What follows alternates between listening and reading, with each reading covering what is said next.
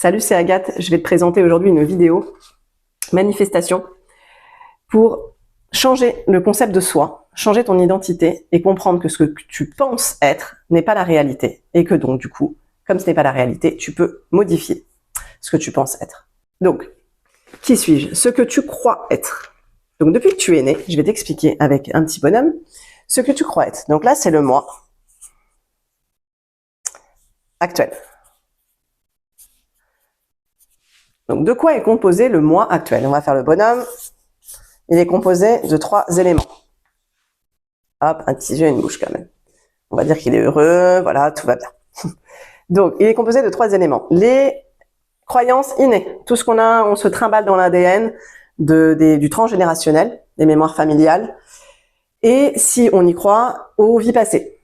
Voilà, donc dans notre ADN, il y a déjà des choses préprogrammées quand on arrive sur Terre, qui représentent les traumas de la famille, justement même des choses même agréables, toutes ces mémoires-là. Donc on va dire mémoire innée, on va dire innée, transgénérationnelle, on va mettre trans, on va comprendre, transgène, voilà, et vie passée. Vie passée. Voilà. Donc il y a ça en premier déjà, qui constitue une partie de notre être.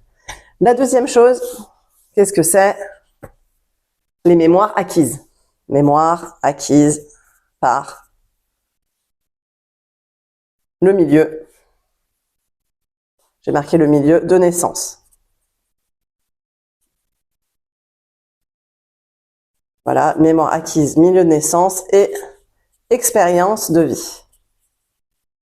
Expérience de vie. C'est dommage, je ne sais pas encore comment tourner les tableaux dans le bon sens pour que le lecteur puisse voir exactement ce que je marque, que j'ai écrit vite. Mais voilà, c'est comme ça, on suit et je parle doucement pour que vous puissiez bien comprendre. Mémoire innée, mémoire acquise, et qu'est-ce qui reste en troisième? Les mémoires, la mémoire collective. La mémoire collective. Qu'est-ce que c'est les mémoires collectives? C'est tous les on-dit, les choses qu'il faut faire pour être accepté dans une société, les codes sociaux et les phrases toutes faites, l'argent pousse pas dans les arbres, pour être vraiment épanoui pour une femme, il faut avoir des enfants, toutes ces choses qu'on nous a répétées, que la société nous pousse à intégrer pour qu'on manipule certaines manières. Donc il y a des choses c'est pour manipuler, puis il y a des choses c'est juste des choses qu'on répète depuis des années, et du coup ce que les gens pensent nous atteint et crée en nous d'autres fausses croyances. Fausses croyances de qui je suis. Donc après, comment dire, donc le bébé à la base, il n'est déjà pas tout à fait vierge, il a déjà les mémoires d'autrefois. Sa maman lui dit, par exemple, tu es maladroit, oh c'est pas possible, Édouard il est vraiment maladroit, hein. Tout ce qui touche, il le casse. Donc Édouard, plus tard, dans sa réalité, il a intégré dans son subconscient qu'il était maladroit, ça va se reproduire, ça va se répercuter. Si les parents ont des croyances sur l'argent qu'ils véhiculent, il va vraiment falloir travailler dur. Tu sais, il faut faire des études, il faut travailler très dur parce que la vie est dure. Si ces croyances-là, elles ont été trop répétées, qu'elles n'ont pas été contrecarrées et que l'enfant a grandi dans ce milieu-là, pareil, c'est quelque chose qu'il va porter en lui, il va le porter en lui, et comme il le porte à l'intérieur de lui, il le reflète sur sa réalité extérieure. Donc c'est ça le principe en fait de base de la loi qu'on appelle attraction, manifestation, assomption, tout ce que vous voulez, ces lois universelles en fait reposent sur ce principe que tout ce que tu es à l'intérieur, toutes tes croyances, tout ce que tu t'es imprégné en fait de toutes ces choses-là, c'est ce que tu reflètes maintenant dans ta réalité et ton quotidien. Donc par logique, comment faire pour changer la personne que tu veux être, changer de vie, manifester totalement autre chose dans ton extérieur? Il va falloir changer l'intérieur, donc le concept de toi, le self-concept en anglais, on en parle pas mal en ce moment, c'est changer de personne d'abord à l'intérieur, mais C'est-à-dire pas dans le sens développement personnel, je vais changer grâce à des techniques, je vais par exemple aller faire du sport, je vais changer mon alimentation, parce que ça c'est un changement de choses à l'extérieur, c'est l'extérieur, la nourriture, l'extérieur, le sport, c'est des décisions qu'on prend extérieures à nous pour manifester un changement en soi. Là, la loi de l'attraction, la manifestation, le concept de Neville Goddard, c'est l'inverse, c'est à l'intérieur de toi, tu changes la pensée de ce que tu es actuellement, et ensuite, l'extérieur le reflètera par des signes, par des opportunités, par des choses qui vont être amenées parce que tu vas vibrer sur la même fréquence que ce que tu veux attirer, ou aussi par des actions que toi tu vas prendre, mais qui vont être guidées, qui vont être mises en place par ce nouveau concept de soi. C'est pas ton mental qui va réfléchir à ces actions-là. Tiens, il va falloir que je fasse du sport si je veux vraiment devenir comme ça. C'est, tu changes ton self-concept. Par exemple, moi maintenant, je veux avoir un corps hyper ferme. Je veux avoir un ventre plat. Toute ma vie, je veux avoir un ventre hyper plat. Il va se produire des choses. Tu vas à un moment donné t'aligner avec cette fréquence-là et on va te proposer, tiens, tu connais tel cours de pilates, tu vois, tiens, j'ai une copine qui fait un cours, tu veux essayer et tu vas, comme par hasard, adorer ce cours de pilates, ça va être ta nouvelle passion, tu vas même plus penser au fait que tu veux manifester un ventre plat, en fait, tu n'y penses plus, tu as un ventre plat. Tu te mets dans la peau de quelqu'un qui a un ventre plat. Donc, là, je pars déjà sur comment manifester. Donc, je suis repartie sur comment manifester. Donc ça, on va repartir sur le moi. Donc, le moi actuel, il est comme ça. C'est le résultat de toutes les croyances. On a parlé des 3 points. Toi, qui es-tu réellement? Donc, qui es-tu? Qui es-tu? Point d'interrogation. Ouh là là, pas très propre. Hein. Qui es-tu réellement? Tu es la conscience d'être. Tu es celui qui observe ton avatar, donc toi tu t'observes vivre, tu te regardes. La conscience de soi, c'est quand justement tu as un peu un flashback en arrière et que tu te vois faire. Et tu as l'impression que tu es un personnage qui joue dans un jeu vidéo. Donc celui qui regarde, là l'observateur, sans jugement, qui est juste en train d'observer, c'est ta puissance divine. C'est Dieu en toi, c'est qui tu es réellement, c'est l'essence de ton être. Tu es juste un observateur qui observe sa vie et qui voit qu'est-ce qu'il a dans sa réalité. Et donc, du coup, quand tu es dans cet état-là, tu vas pouvoir te dire qu'est-ce que je veux voir refléter à l'extérieur? Qu'est-ce que je veux expérimenter dans ma vie? Tu vas dire, bah là, je me vois de telle manière, là que je vois que je suis quelqu'un, par exemple, j'observe que je suis fatiguée. Est-ce que je veux continuer à être fatiguée? Non, maintenant, je veux être quelqu'un qui est tout le temps en forme.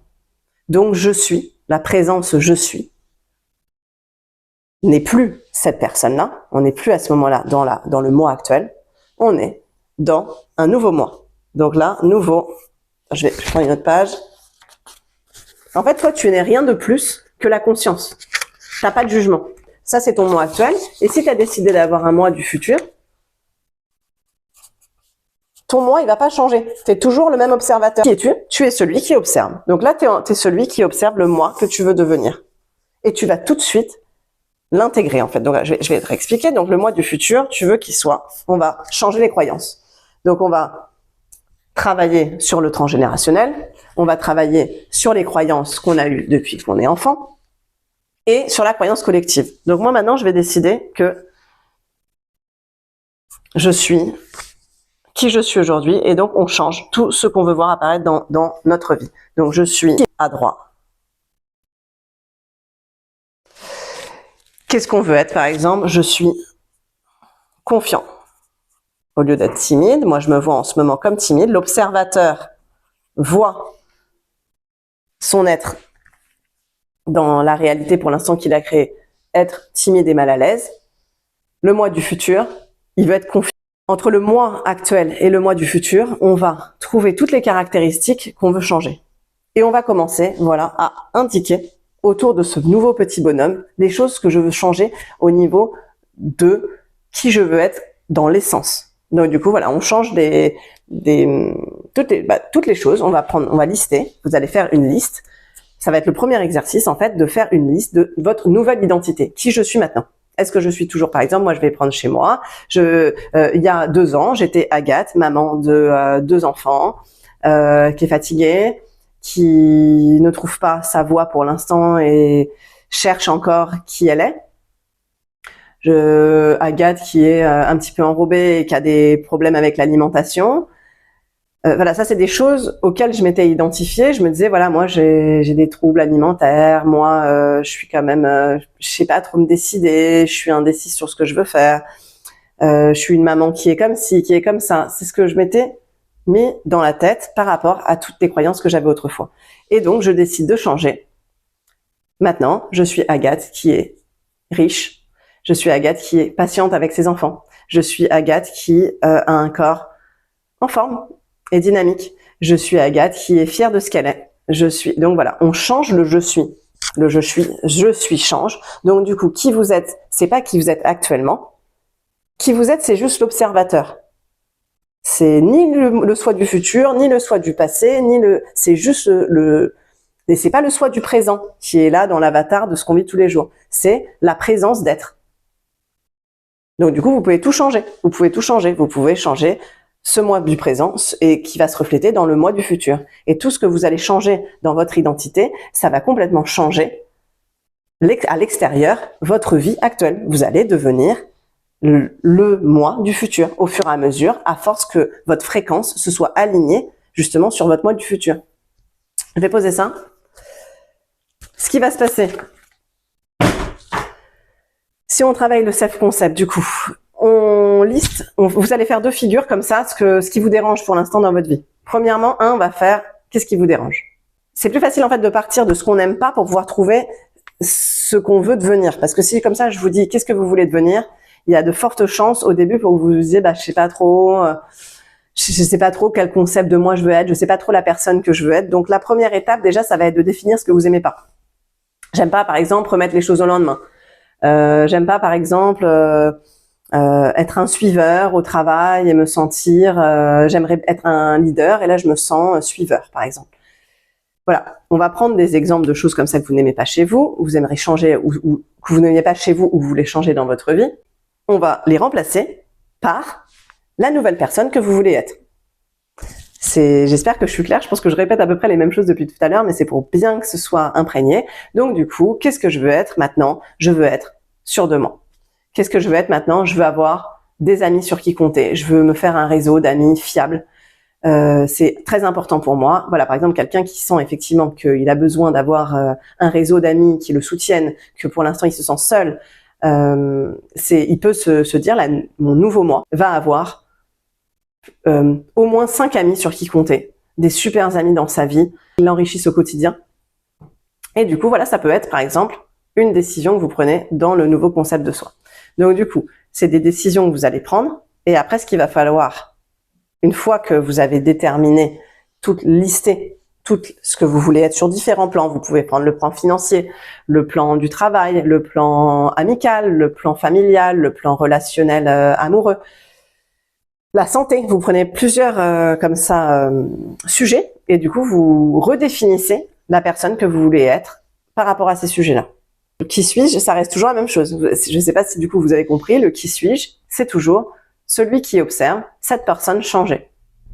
Donc qui tu es, en fait, c'est juste pour, en fait, je m'embarque maintenant dans autre chose sur la manifestation, mais qui tu es profondément, c'est simplement la personne qui observe.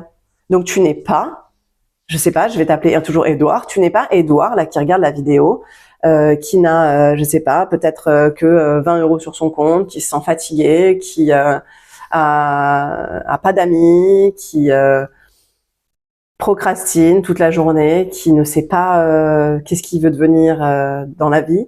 Tu n'es pas lui en fait. Ça c'est ce que tu reflètes à l'extérieur par rapport à tout ce que tu as emmagasiné, mais c'est pas du tout l'essence divine de toi, c'est pas ton essence. On est tous des dieux. Et en fait, les religions expliquent ça dans tous les textes religieux qui, pour la plupart, ont été mal compris. C'est ce que explique aussi justement Neville Goddard dans ses œuvres, c'est qu'en fait, on a une mécompréhension de qui est Dieu, qui a été Jésus.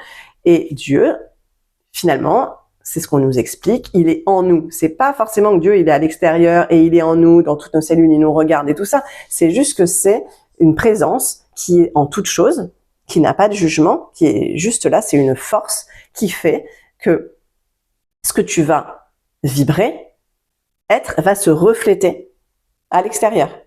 Donc de la même manière, c'est si toutes les personnes sur Terre se reconnectent à leur divinité, se reconnectent à leur essence profonde, c'est-à-dire ce qu'ils sont sans toutes ces croyances, ce qui vibre sans toutes ces croyances-là, qui se relient à la pureté, ils vont pouvoir avoir accès à la joie, à vraiment les choses qu'ils aiment, à leur désir profond, et leur désir profond va se manifester à l'extérieur.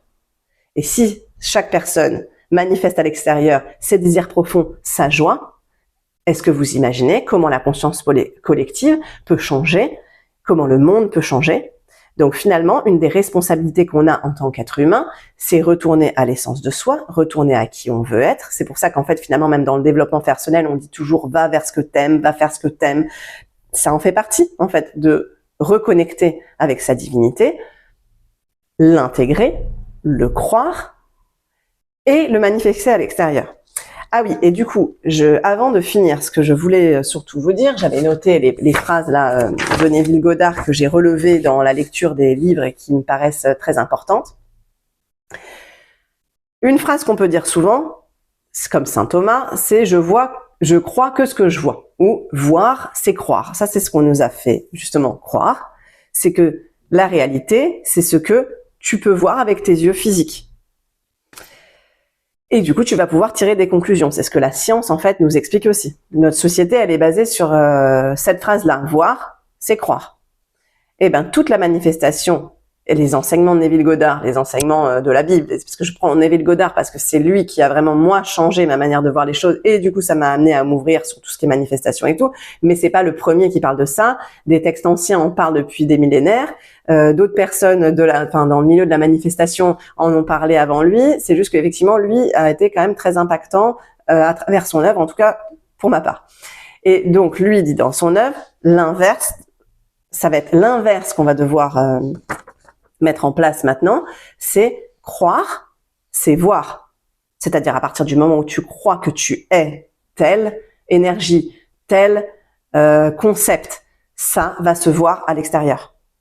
Donc il va falloir complètement changer sa manière de penser et arrêter de se dire ma vie elle est comme ça parce que regarde, ça se voit sur mon compte, j'ai tant d'euros. Donc je suis quelqu'un qui n'a pas d'argent. Arrête c'est vrai que ça peut être énervant au début quand on n'arrive pas encore totalement à comprendre comment ça se passe et qu'on n'arrive pas encore à avoir vraiment les preuves dans sa vie.